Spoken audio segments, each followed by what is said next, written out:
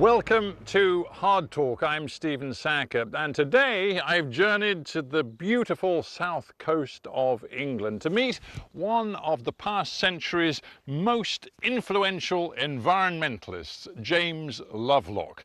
Now, he introduced us to the Gaia hypothesis, the idea that our planet and all of the life on it are part of one dynamic, self-regulating system. Lovelock is now 101 years old, still having big thoughts about the future of life on Earth. Have we humans sown the seeds of our own destruction?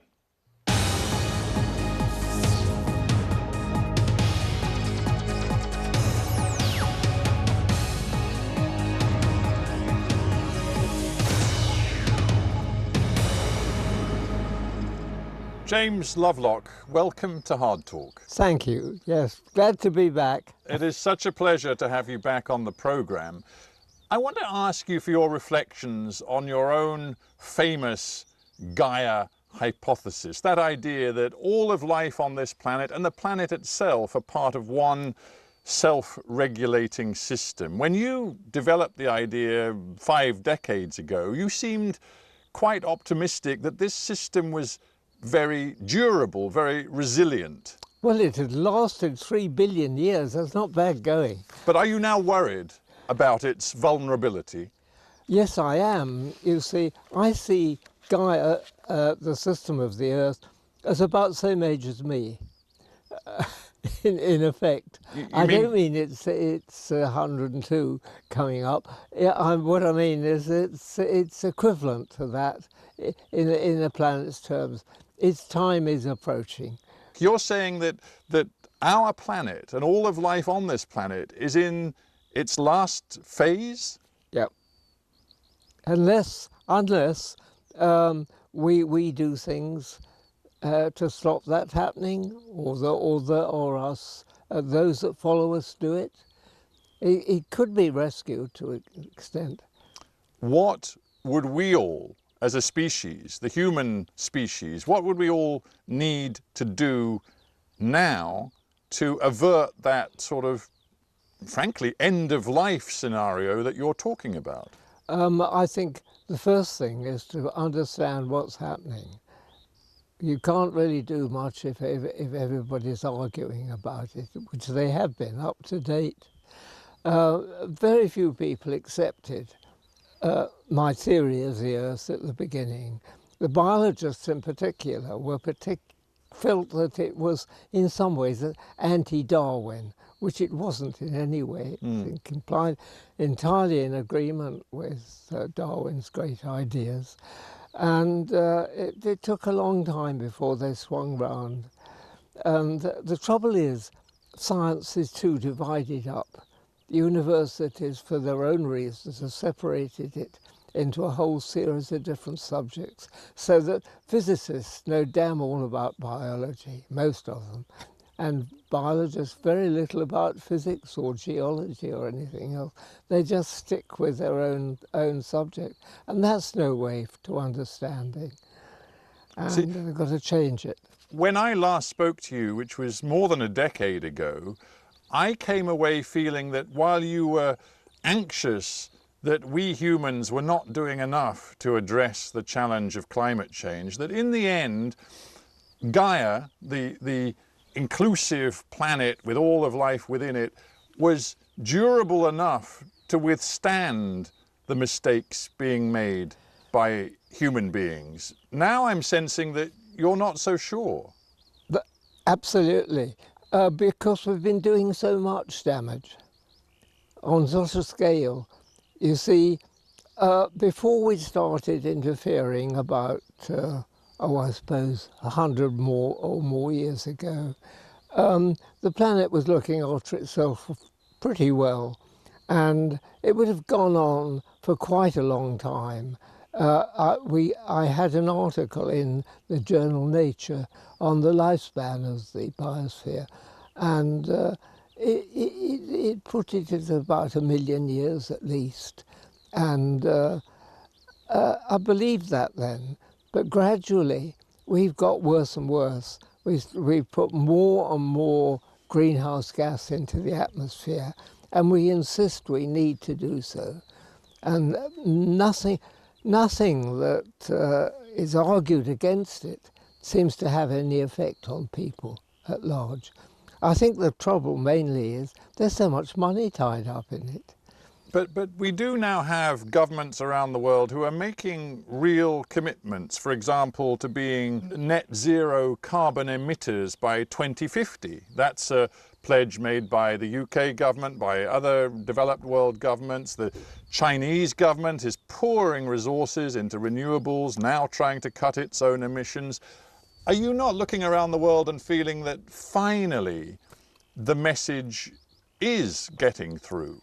Yes, I think they're more worried about the money than they are about the climate. There's a kind of feeling that their pensions and things like that are threatened by changes in the use of different fuels. But there's plenty of hard evidence now, and there's no doubt about it. And that Paris conference was based on hard evidence, not on guesswork or anything like that. The government should be following the suggestions made there, but they don't. They get carried away with, well, it'll upset the city or the something else, so let's put it off a bit. What are your feelings right now about all of us, your fellow human beings, and our ability not just to see what we're doing to our planet, but to act upon it, to change our behaviours? I mean, all of us, not just governments, but all of us. Are we as a species capable of taking the long-term strategic view and changing our behaviours? I like to think we are. After all, when a war is threatened and it becomes a reality and they go to war, most people in a nation that's involved in it, regardless of what side they're on, think it's the right thing to do, and they've got to go along and support it. And what is needed is that kind of commitment on the part of the population to climate change, and that doesn't exist at the moment. How urgent then, or maybe it's too late? I mean, I just wonder, in the past you've talked about a scenario in which 80% of human beings are basically killed off by this long-term warming of the planet, of Gaia. Is that still the way you see it? I don't think they'll be killed off so much by the heat. I think that as the climate changes, so the plants that we're familiar with will no longer grow. In large areas will become desert, and they won't be productive. And there's an awful lot of people in the world now, I've forgotten what the exact figure is, somewhere around about 7 or 8 billion, isn't it? And they need a lot of food. And what's happening to the climate more affects our food supplies, I think, than making it too hot for them to bear, because a lot of places won't be too hot. You, though, have always been a great believer in human beings' ability to find solutions. You call yourself an engineer and an inventor rather than a scientist, and you've always championed huge human projects that might mitigate the effects of this climate change. You've talked about putting vast mirrors into the sky. You've talked about putting sulfur dioxide into the stratosphere to create a shield, in a sense. And so have others, yes. Do you still believe in geoengineering? I think that one method or other will probably be used. The trouble is getting it global. I mean, it's all very well to say, as I often say, that we should be relying in Britain on nuclear energy for our nuclear energy and those renewables we can use, like putting windmills way out at sea, where the wind really blows most of the time, and it's quite a good source. But it is not popular because of the money side of it. Well, to be honest with you, your great advocacy over many years of nuclear energy, nuclear power, hasn't been popular because many people, particularly in the Green movement, you've had some allies in the Green movement and you've had some enemies, but many in the environmental movement see nuclear power as a fundamentally dangerous option. They would point to everything from They're crazy Chernobyl to, as you know, they would point to Fukushima in the more recent past in Japan, and they would say it is insane for human beings to rely on a source of power which, when it goes wrong, threatens the lives of millions. What is much more insane is that when the word Fukushima is mentioned, most people everywhere now think of a nuclear accident that killed a vast number of people. And this is ridiculous. It was a tsunami, one of the worst tsunamis for a long time. It so happened that a nuclear power station was disabled by the tsunami, but that is all. It wasn't a nuclear accident. You've described humanity's failure to really embrace nuclear power as a massive act of planetary self-harm. Yes. But you're not winning that argument. Have you conceded that you probably will never win it? I'm not sure about that. I think that when the burning of fossil fuels really becomes untenable because it's doing so much damage and it's right shut down, they've got to get the energy from somewhere if we're to survive. And they'll have to look again at nuclear and start saying, oh, well, of course, it really hasn't killed many people, has it? You have looked at the planet and the biosphere and the balance between human activity and the rest of organic life and the very planet itself. You've looked at it in many different ways. I'm intrigued to know what you make of the COVID pandemic and what lessons you take from that in terms of the health of Gaia right now. What is the COVID pandemic telling us? I don't know, but I just hope that it's not telling us that as our population grows and becomes unsupportable, that natural evolution will produce more and more pandemics. After all, the COVID one is probably nowhere near as bad as the influenza one that came in 1918 before there were any vaccines to prevent it going. That was a really deadly one. Again, I'm intrigued to tap into your long experience of different eras and different governments and political leaders.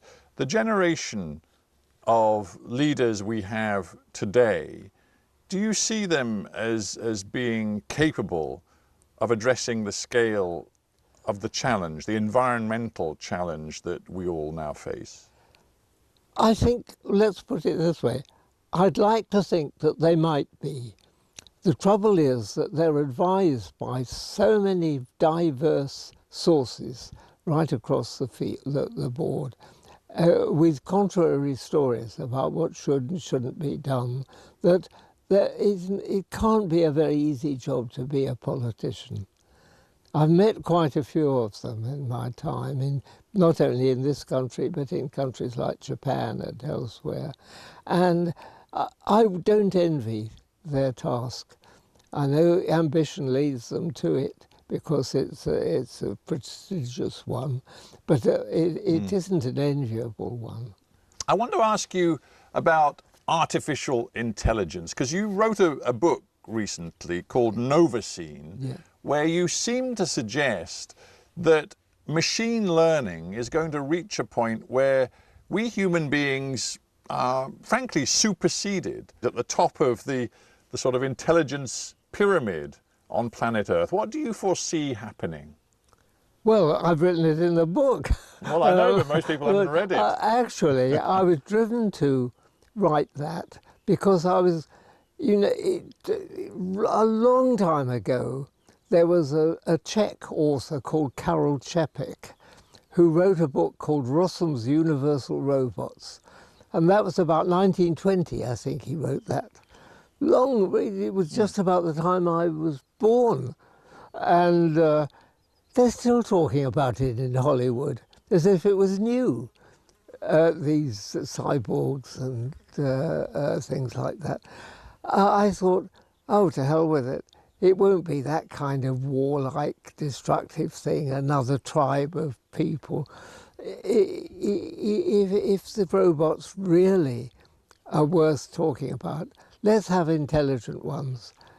But we know that in labs across the world, artificial intelligence is now at the front and center of research and development. But the question is, how far can it go? In the end, will machines have an autonomy, an independent consciousness, thinking capacity that will far surpass we humans? No reason why not.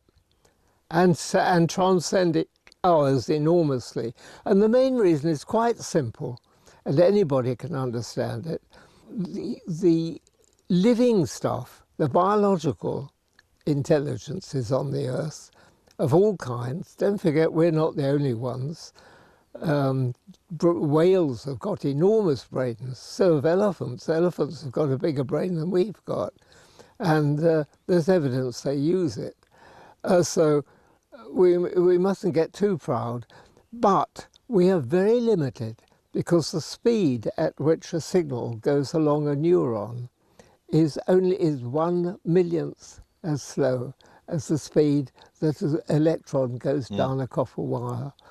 And this gives the artificial intelligence an enormous advantage, a millionfold advantage. Once it starts working, it can be enormously simpler, and it is. And it can do things that we can't do. Is your vision then that in the future of Gaia, this planet and all of its life, organic life coexists with electronic intelligent life? Yes. It's an interesting mixture. It's rather like us coexisting with plants. We operate at very different speeds, indeed, but we get on all right. But we are vast consumers of resources, and as we've discussed in this interview, we also have managed to emit greenhouse gases which have caused a dangerous warming of our planet. So if there is an intelligent machine-based life form of the future, they may regard humans as really rather useless and counterproductive. It's not going to put up with burning coal. No. Or oil. It'll start using nuclear or else. You, I think many years ago, were offered a trip to space by Richard Branson. Yes. What happened to that? Oh, well, poor Richard Branson had bad luck. There was a crash with the space flight plane that he was going to put me on.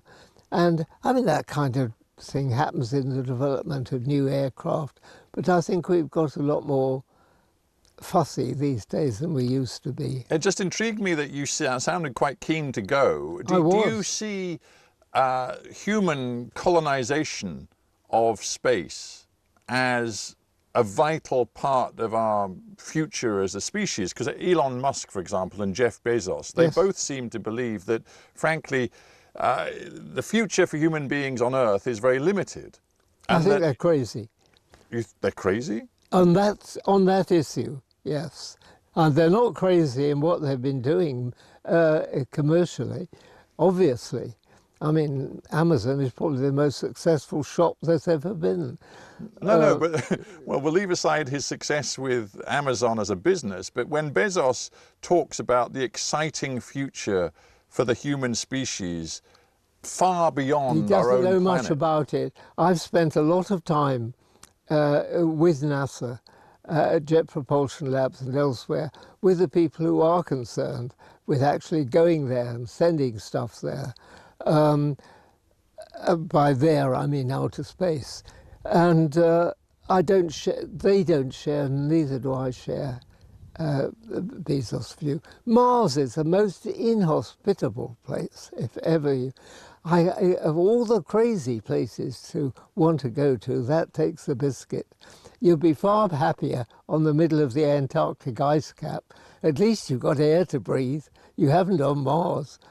But you're a visionary thinker. Isn't it incumbent upon people like you to have big ideas about how we humans can overcome the reality, which is that ultimately the sun will get hotter and hotter, and our planet, whatever we do, will ultimately become unlivable. That is, in the long term, that's the reality we face. So shouldn't we humans be thinking about how to move beyond planet Earth? No, our lifespan is just in the order of 100 years max.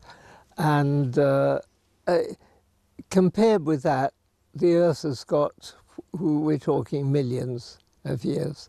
So there's no hurry whatever in normal circumstances. If the Earth were just proceeding as it was before humans appeared, it's what we're doing that's doing the damage, not anything else. The Earth naturally would go through its warm periods and ice ages and things like that for a good long time yet. We're talking millions of years probably. So your message would be we need to absolutely focus on what we do on this planet rather than spend too much time wondering about where else we might travel to. We'd never get there because we'll have destroyed our base. Now you, again, in our conversation, have mentioned your own age several times, and it is, for me, it's fantastic to be able to talk to you when you're about to celebrate your 102nd birthday. I just wonder whether your own mortality colours your thoughts these days. You know, you've described how being 100 has made you feel wonderful.